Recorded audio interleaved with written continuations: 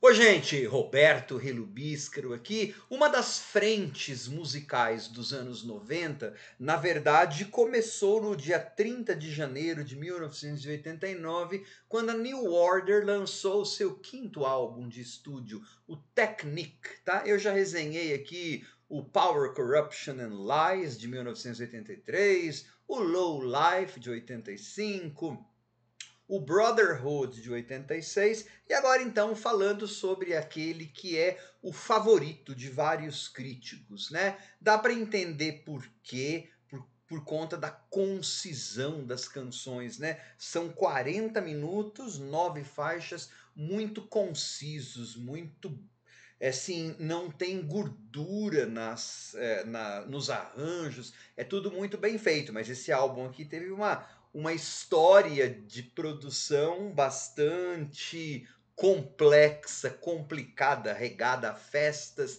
prejuízos e drogas. Só que antes de especificar um bocadinho mais, gostaria de convidá-los a se inscreverem no canal Robertando, curtir os vídeos, compartilhá-los, agradeço bastante.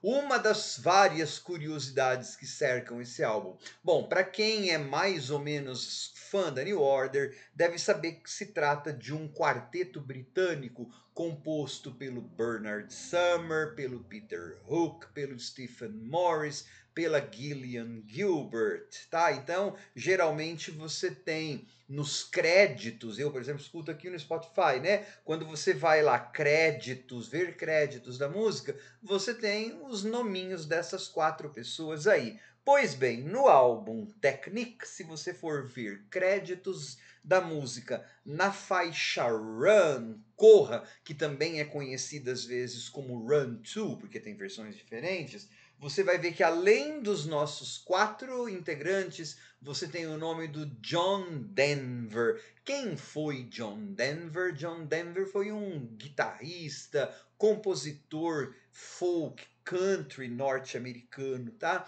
Porque os publicistas, a equipe de produção do John Denver processou a New Order porque a linha de guitarra era bastante parecida, né, da faixa Run com uma faixa do John Denver que se chama Living on a Jet Plane, que é creepy esse título.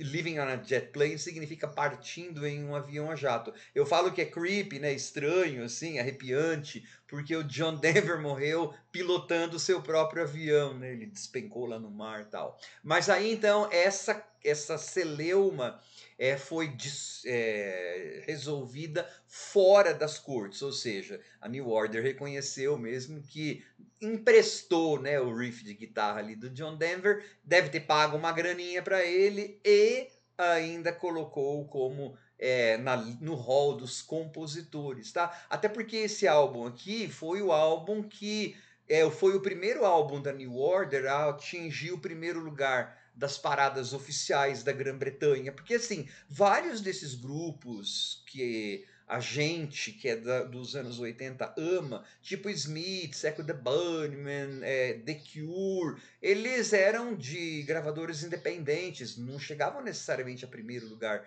das paradas, tá? A New Order é cultuada, teve alguns singles de sucesso, teve o single de 12 polegadas mais vendido da história, né, que é o Blue Monday e tal, mas em termos de álbum, em primeiro lugar, esse aqui é o sei não se é um dos únicos ou o único, tá? Pra você ter uma ideia, teve 3 singles que saíram deste álbum, tá?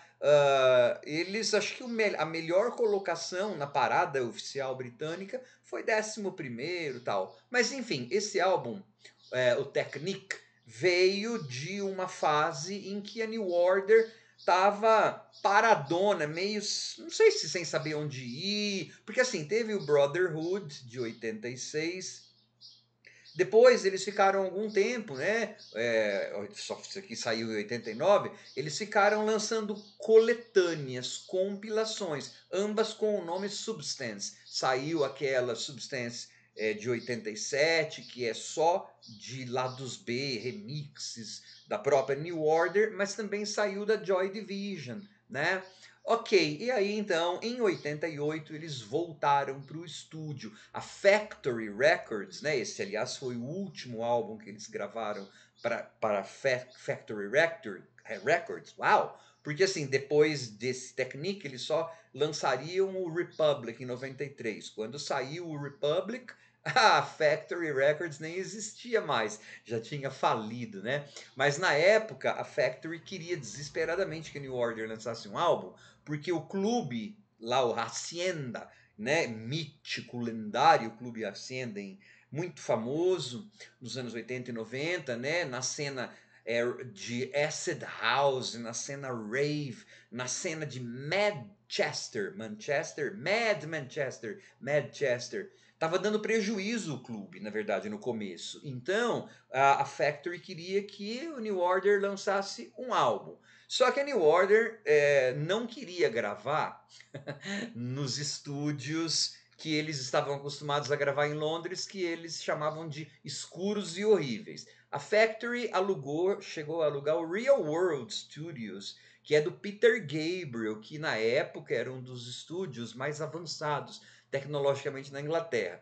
Só que o quarteto da New Order não queria, eles quiseram ir para Ibiza, porque Ibiza estava assim, lá na costa da Espanha, estava começando a ficar bem badalada, como a gente dizia na época, como um centro de dance music. A vida clubber ali estava assim, esfuziante, né? Então a New Order foi para lá. Gente, eles ficaram 4 meses em Ibiza gravando. Imagina, diz que depois de 4 meses tinha 20% do álbum pronto. Tipo assim, tinha uma faixa mais ou menos pronta e o resto só as partes da bateria, porque o Stephen Morris odeia tomar sol. Então ele era o único que ficava no estúdio e aí os outros 3 queriam ficar festando, né? E ali tinha no estúdio que eles foram gravar,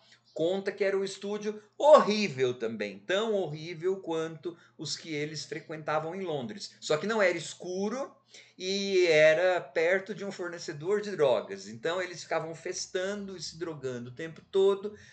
O Tony Wilson, né, presidente da Factory, disse que essas foram as férias mais caras da New Order. Então eles ficaram 4 meses lá. E esse período, na verdade, já antes, mas esse período também realmente marcou bastante, né, as desavenças, as fraturas que a gente percebia na New Order em termos musicais, aquela parte mais rock e a parte mais dance. Então, nesse álbum aí, essa dicotomia é bastante presente, inclusive em termos pessoais. Foi a primeira vez na história da banda que eles não gravavam as coisas, não ficavam juntos no estúdio. Um fazia um pedaço, saía, aí o outro ia gravar o vocal outra hora, porque assim, o álbum foi um cabo de guerra, né, entre o Peter Hook, que queria uma coisa mais rock, e os outros 3 que queriam uma coisa mais dance, mais eletrônica, mais acid house. O acid house estava fazendo sucesso, começando a fazer sucesso na Inglaterra. Em 88 foi o tal do segundo verão do amor, né? O verão da cultura acid house, das raves, tudo. Então a New Order, o Barney, especialmente, o Stephen Morris e a Gillian Gilbert queriam uma coisa mais eletrônica, o Peter Hook queria uma coisa mais rock. A gente vai ter nesse álbum, né, em termos de música, não em termos de relacionamento, de novo essa dicotomia. Em termos de relacionamento, fragmentou de vez. Mas aí, quando os caras da gravadora perceberam que não tinha nada feito, eles estavam só vagabundando, tomando sol, fazendo festa 24 horas por dia em Ibiza, tacaram a banda, volta para Inglaterra e aí foram acabar de gravar o álbum, adivinha onde? No estúdio do Peter Gabriel, lá no Real World Studios. Aí conta-se que no último, quando eles deram a festa de encerramento, né? Acabou de gravar o álbum, deram a festa de encerramento, diz que foi assim uma festa digna de quem estava em Ibiza, né? E a Factory Records ainda teve que arcar com os prejuízos que causou para o estúdio do Peter Gabriel. Mas o resultado foi um álbum assim que vários críticos na época, a recepção do álbum foi ótima, eu me lembro, né? Eu não tive fisicamente o álbum, nem em CD, nem em vinil, nem em CD, mas um amigo meu, super amigo, tinha, então eu ia na casa dele e ouvir. É a mesma coisa durante anos que aconteceu com o Brotherhood. Eu sempre ouvia Round and Round e Mr. Disco, as faixas em que a Gillian Gilbert se sobressaía. As outras faixas mais rockinhas eu fui descobrindo depois, né? Gente, como que eu deixei isso super dançante? Ela só não é acid, mas ela sim, essa levada de guitarra e de baixo tá muito ótima, né? Então, agora, hoje em dia, eu gosto, né, do álbum todo, mas eu prefiro Mr. Disco e Round and Round ainda, né? São as do meu coração. Na época, o Barney, né, o Bernard Summer, vocalista e guitarrista, estava também passando por um divórcio, então algumas das letras você vai perceber, né, essa coisa de relacionamento desgastado. Geralmente, eu acho que já devo ter falado em outras resenhas, né? É, não que, por exemplo, o Barney Summer, ele não é necessariamente um virtuoso, né, na guitarra, mas a gente sabe que é o Barney que está tocando guitarra.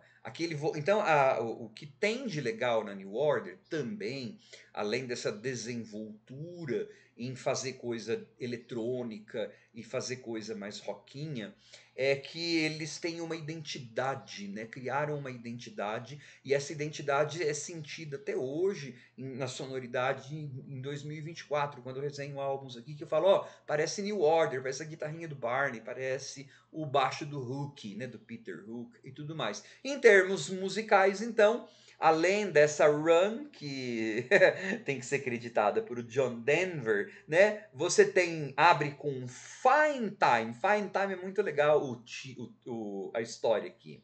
Fine Time é uma coisa bem zoada mesmo, de acid house, gente. É puro caos a canção, é pura Ibiza, é pura. Não foi feita lá direito, né? Porque eles estavam fazendo, só festando, mas assim, ela é marco daquela época, do que era o som acid house. E assim, Fine Time é Fine é bom, né? Ah, tá, é um tempo bom. Só que na verdade a ideia é outra coisa aqui. O Stephen Morris, que é o baterista, tinha tido carro. Aconteceu alguma coisa no carro dele. E aí fora multado. E multa em inglês também é fine, F-I-N-E. Então diz que ele escreveu num bilhete, fine time, hora da multa. Tinha que pagar a multa. Então fine time é isso. Mas fala de um relacionamento lá de com alguém mais novo, né? Você tem All the Way, que é super Just Like Heaven do The Cure, né? New Order, assim, querendo fazer uma coisa igual o The Cure fizeram lá no Kiss Me, Kiss Me, Kiss Me. Né? Show me, show me, show me how you do that trick. E claro, você tem as duas maravilhas, no meu caso, que amo, né? Que são Round and Round and Mr. Disco, que tem toda a coisa de sequenciadores e programação eletrônica e toda aquela coisa. E, de forma geral, as outras faixas estão numa pegada mais Hook, mais Peter Hook, mais com guitarras e baixo, aquela coisa mais rockinho da New Order, tá? O que eu acho que tem esse álbum de especial é que eu já aludi a isso no começo, né? É uma produção totalmente solar, totalmente verão, totalmente brilhante. A produção tá brilhante e a produção tá assim exatamente o que precisa fazer sem pesar nesta produção, que é uma coisa overproduction, né? Superprodução, produção a mais, é uma coisa que assolou muito álbum nos anos 80, inclusive álbum da New Order. Mas aqui você tem um som que os solos são os que precisam ser. Na verdade, o de Run, por exemplo, foi até cortado para quanto a versão radiofônica, mas a versão radiofônica é outra coisa, né? Mas mesmo as versões que você tem aqui, porque no álbum aqui não é a Run 2, é a Run. Você tem um álbum que não tem não tem solos ou efeitos de estúdio desnecessários. São canções econômicas e canções que marcaram um jeito cultural da época de ser, né, essa intersecção não só mais de rock com eletrônica, synth pop ou o que seja, mas também com essa novidade cultural da garotada para então, que era a inclusão dos sons da acid house no álbum. Então por isso que tem muito crítico que fala que esse é o ponto alto, é o zenith, assim, o álbum mais legal da New Order. Eu não sei, eu acho mais legal é o Power, Corruption and Lies, porque eles se reinventaram praticamente do nada. Enfim, aí já é questão de gosto pessoal. Gosto pessoal, né, é outra história. Existem mais canções que eu goste no Power, Corruption and Lies e no Low Life do que existe no Technique. Mas, e eu acho o nome Technique perfeito, né? Porque é exatamente assim, eles estavam festando, pintaram e bordaram em Ibiza, mas eles, quando precisou trabalhar junto com um produtor, eles poliram tudo e sabiam exatamente o que estavam fazendo, né? Não precisa mais do que isso, não precisa de 5 barulhos a mais, né? Não é à toa que eles influenciam até 2024 esse álbum, inclusive, né? E não é à toa que depois você tem Primal Scream sendo influenciado por eles, inclusive toda a cena de Manchester. Happy Mondays já existia, mas na época, mas eles acabaram influenciando depois o que o Happy Mondays faria depois, enfim. Esse álbum da New Order é um dos álbuns muito importantes da década de 80. Por isso que eu digo que uma parte dos anos 90 começou ali em 30 de janeiro de 1989, porque depois Orbital, vários outros grupos eletrônicos que eu amo, né, tem resquícios do som da New Order, ou fazem essa mistura de sequenciador com guitarra, né, Underworld. Nossa, é incalculável a influência da New Order, sempre lembrando que eles não nasceram do nada, né? Eles também têm influência de Roxy Music, de Kraftwerk, de David Bowie, de um monte de outras coisas, tá? Ao baço Technique. Tchau.